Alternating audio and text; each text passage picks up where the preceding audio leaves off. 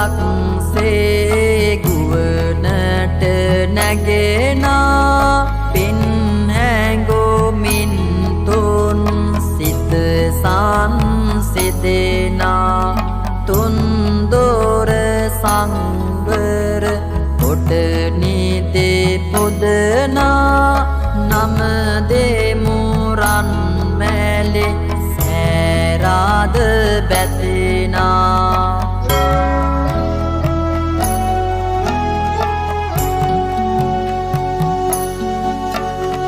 සුදු සෝදට සුදු රැස් කාන්ද ගලනා උදාලා හිරුසේ